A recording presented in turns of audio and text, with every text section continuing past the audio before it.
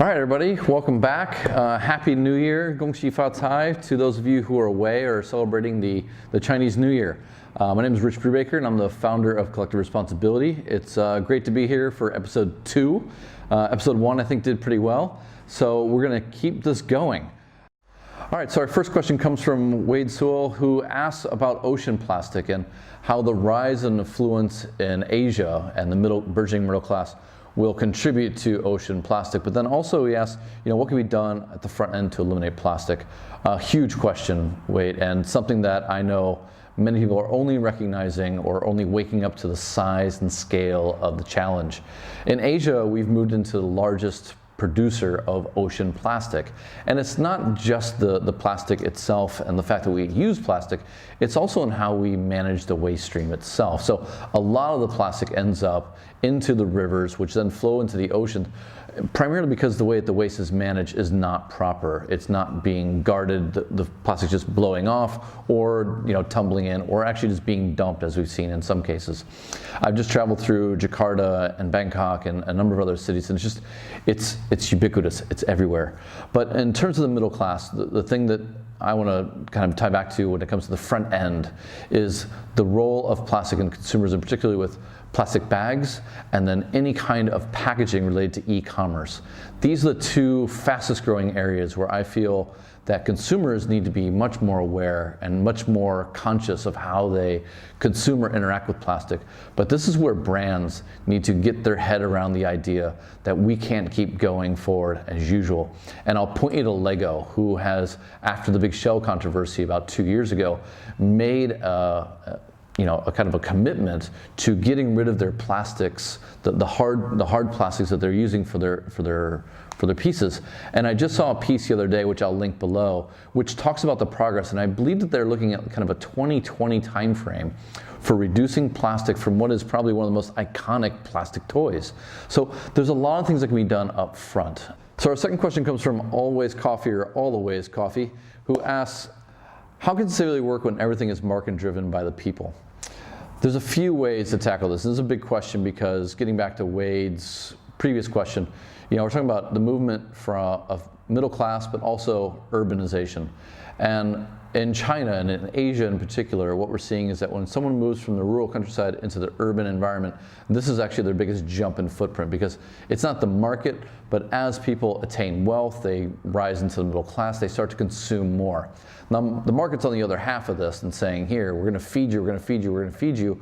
And they're trying to keep it economical, which at the end of the day is where I believe the market itself should and will change, is the economics that underlie the market.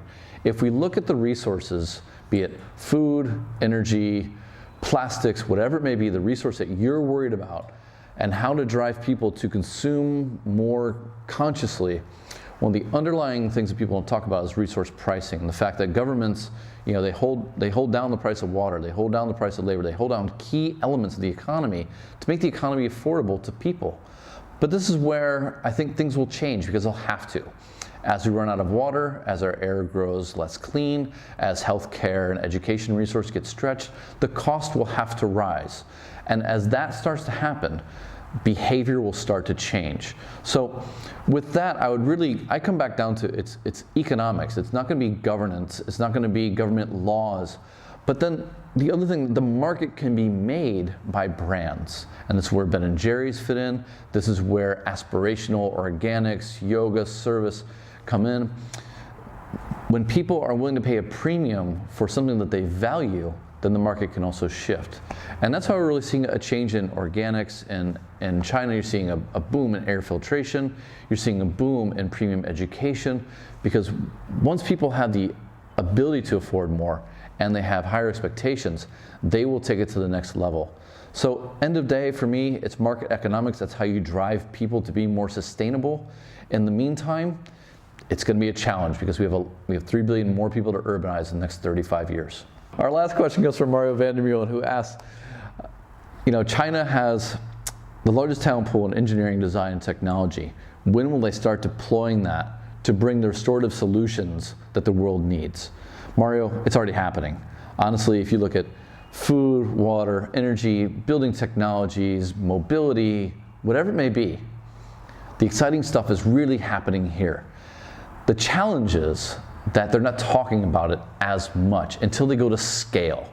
And so you look at electronic cars. Every major car brand here has multiple cars now. Not just one, not just their hero product, but multiple. And they're talking about moving over completely to a service-based platform. Look at Ford, look at GM, look at BMW. The strides aren't quite there yet. They've talked about the hero products, it's happening. If you look at buildings and building solutions, okay, don't talk about regulation, don't talk about the fact that they do or don't apply the technology, but look at the buildings that are applying the technology and think about what happens when it becomes in the investor's interest to apply that technology. It's coming. The price of energy is going up, the price of water is going up, rents are going up. There's a lot of money in this system, and it's going to be deployed against these challenges going forward. So for me, actually, when I look at innovation, when I look at reasons to be inspired, I actually look at what's going on here in Asia, much more so now than I do in the States or in Europe. It doesn't depend just on the consumers.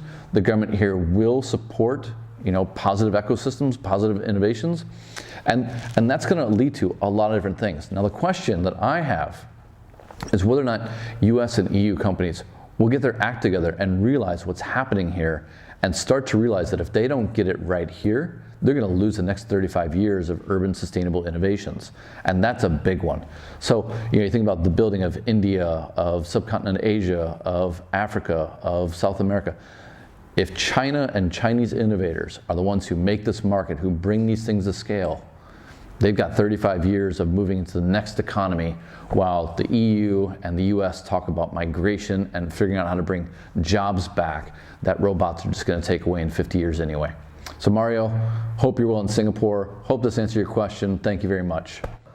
With that, thank you everyone for your questions, and for those of you who've been viewing, please keep sending us your questions. We're going to keep moving through this, every 3 to 4 days, and we really hope to hear, receive your questions about either issues you're worried about, businesses or opportunities you'd like to exploit, or if you're a young professional or someone just getting out of college and interested in knowing about how to make your path forward or find a career in sustainability, CSR, or social innovation, please ask that. More than happy to answer these questions.